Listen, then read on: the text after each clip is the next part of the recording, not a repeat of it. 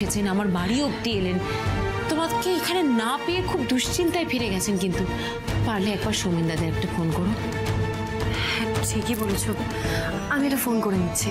আমি একটা কাজ সেরে আসছি।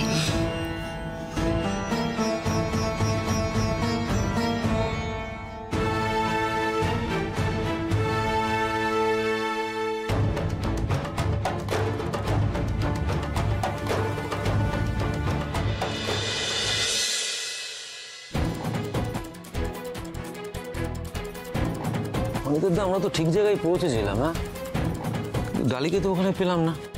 ও যদি এইভাবে পালিয়ে পালিয়ে বেড়ায়, আমরা খুঁজবো কি করে ওকে? যাও একটা সূত্র পাওয়া গেছিল, সেটাও বৃথা গেল। এখন মনে হচ্ছে সবটাই যেন অন্ধকারে ঢিল ছোড়া।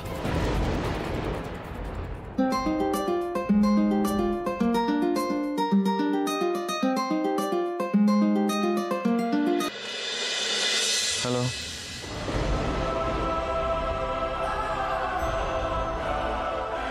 হ্যালো, কে বলছেন? হ্যালো সৌমেন দা,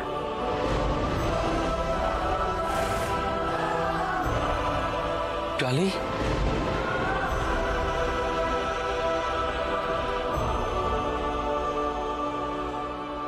তোমরা কেমন আছো সৌমেন দা? ডালি ফোন করেছে, আমাকে একটু দিন, আমি একটু কথা বলবো। আমরা মিমির সাথে সবাই কথা বলবো, একটু ফোনটা দাও প্লিজ। বলবে, আমি স্পিকারে দিচ্ছি। বলছি ডালি, এখানে অমৃতা, অরিত্র, ঝর্ণাদীপ, দাদা সবাই রয়েছে। হ্যাঁ হ্যাঁ হ্যাঁ, সবাই তোমার সাথে কথা বলতে চায়। বলছি তুমি এখন কোথায়? দাঁড়াও, স্পিকারে দিচ্ছি আমি, 1 সেকেন্ড। বলছি তুমি এখন কোথায় আছো গো? আমি ফুল্লরা গ্রামে আছি সৌমেন দা। কিন্তু আমরা তো ওখানে গেছিলাম, সেখানে তো তোমায় দেখতে পেলাম না। হ্যাঁ আমি শুনেছি, কিন্তু আমি তখন গ্রাম ছেড়ে চলে গেছিলাম, আবার ফিরে এসেছি এখানে।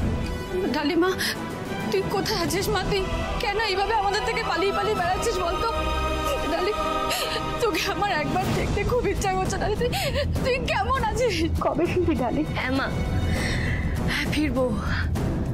আমার সাথেও দেখা হবে, আর তোমার নাতনি রৌদ্রির সাথেও দেখা হবে। ডালি, ডালি, তোদের দেখার জন্য আমার প্রাণটা ছটফট করছে। ডালি, ডালি, তুই তাড়াতাড়ি আমার দিদি ভাইকে নিয়ে চলে, আমরা সবাই তোদের দেখার জন্য অপেক্ষা করছি। তো ফিরবো মা, আমাকে তো ফিরতেই হবে। অপরাধীদের শাস্তি দিতে আমাকে ফিরতেই হবে। তবে মা, আমি একা নই, এবার আমি রক্তিম বাবুকে সাথে নিয়ে ফিরবো।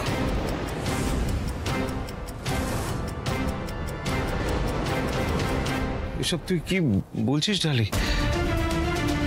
রক্তিম তো